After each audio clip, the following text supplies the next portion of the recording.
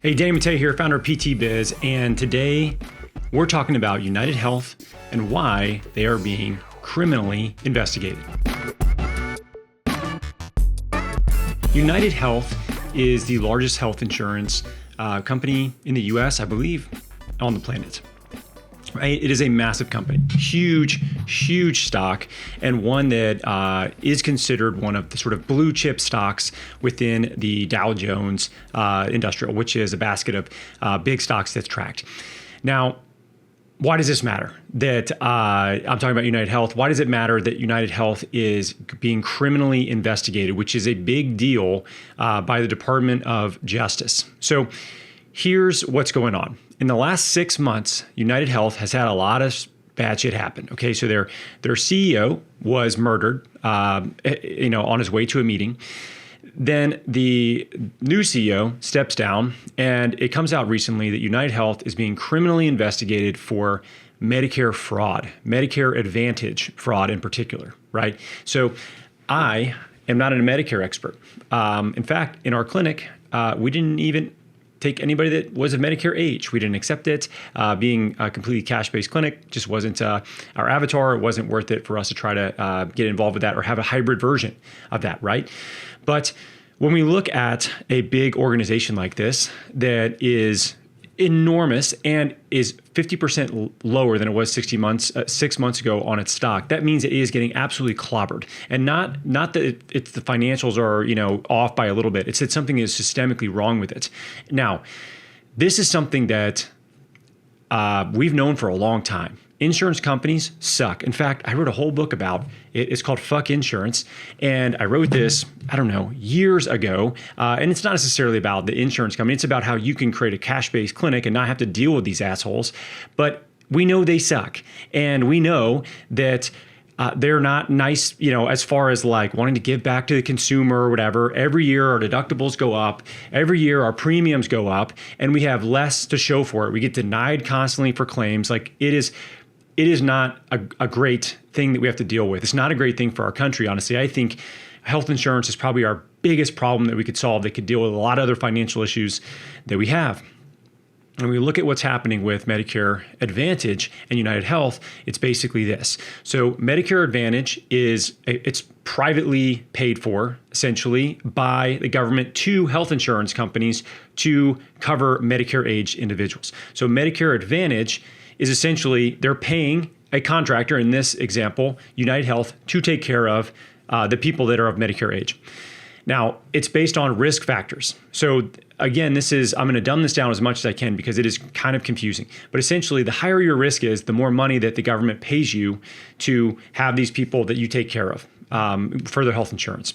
So what UnitedHealth is accused of, and it looks like what they did to the tune of billions of dollars, was what's called upcoding. So they basically made people look more sick than they actually were.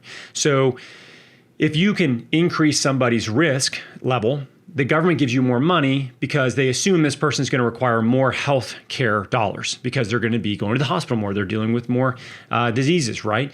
So the higher their risk level, the more you upcode that person, the more money the government gives to you. Which, by the way, where does the government get that money? It gets that money from tax dollars. It gets that money from you and me. So UnitedHealth upcodes these people, even though they're not as sick as they actually are. And the difference between what they're saying they are and what they actually are, turns into net profit for UnitedHealth as a company. That is what they're being criminally investigated for. They've been in a civil lawsuit since last year, even for similar practices. And now they've bumped it up to a criminal investigation, which is even more significant. So why do I bring this up, right? Why do I bring this up aside from just to shit on insurance companies again because they suck?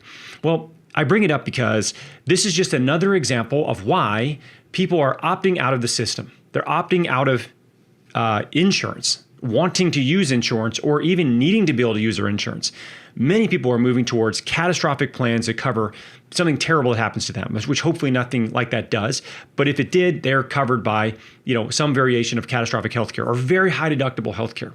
So what are they looking for with all of the money that they have to pay to be seen in any capacity, right? If you have a $10,000 deductible for an individual, right? If you have a $5,000 deductible for an individual, for a family, that might be $10,000+. If you add it all up with different, incidents per person, the total amount that you may have to pay before that is hit for a family could be, 5 figures. If you know that, and you have that much skin in the game, don't you think you're going to want to be a bit more informed with your buying decisions of what you're spending that money on and have transparency about what's happening? I mean, how many of you have used your insurance and had no idea what you were going to owe, and you get a bill months later for way more than you were expecting, right? And it's because you haven't met your deductible, and they're billing you whatever it is that they would probably bill the hospital organization or whatever, but they're not going to pay them that, or maybe they will, but you're having to foot the bill for that because you haven't met your deductible. So instead of you going to the dermatologist and paying $450 for a 5-minute visit with that person, now people are looking for cash-based dermatologists that will charge a transparent rate, and oftentimes are cheaper, are more time with you, less sort of strings attached. You're not as concerned about, maybe they're making this decision because of reimbursement or insurance or what they can and can't do. It's very clean. It's a very straightforward relationship. This is something that for me, when I started my first cash-based PT clinic in 2014, I just didn't want to deal with the headache of insurance. I didn't want to deal with having to go into contracts and try to negotiate stuff and billing and all that stuff. And, just thought, okay, cool. It's going to be a lifestyle business. I'm going to see a few people during the week and that's it. They're going to pay me for what I think my time is worth. Nothing more than that. Well, on the negative side, insurance has gotten worse. People like UnitedHealth are committing massive fraud. And the trickle-down effect for that is actually a better business scenario, a better business setting for anybody that doesn't want to take insurance, because lots of people are fed up with it and lots of people are looking for alternatives. They're also looking for alternatives to sick care. Instead of you getting to the point where you're sick and you now have to manage diseases, they're looking for ways in which they can avoid those or limit their likelihood of those as best they can. And they're viewing their health as an investment. This is a really critical place to be as a business owner with a cash-based clinic or a out-of-network clinic or a hybrid clinic or whatever you want, some element of where people can have a direct payment option with you so that you can help them achieve their health and wellness goals and be more transparent on the actual insurance side by, maybe not even taking insurance. So these are matching up really, really well. And if you're getting into a clinic like this right now, and you may be thinking to yourself, and I get this question all the time, is it oversaturated? Are there too many cash-based clinics? My answer is no. In fact, we're just hitting the upswing of what's going to happen with this because of shit like this with UnitedHealth. So this is just a massive example of where this is trending and why we really should say, fuck off insurance. I don't want to take you. I don't want to have to deal with you. And now you don't have to as much, right? Now, maybe you do personally to some degree, but you don't have to make that your core business model. We see it transitioning this way over and over and over again. And pretty soon, examples of this, there'll be so many, they'll have to have some sort of massive reform with that. But that could be a long, long time. But for now, all I can say is if you're going to go the cash or hybrid or out-of-network route, this is about as good a time as ever because people are aware of clinics like this. They're not price sensitive to clinics like this the way they used to be. People used to think I was a jackass because I didn't take insurance. When I tried to explain to them, no, the asshole is your insurance company. They want to pay me $75 for a visit with you. How am I supposed to do that and spend an hour with you trying to educate you on how to take care of your body?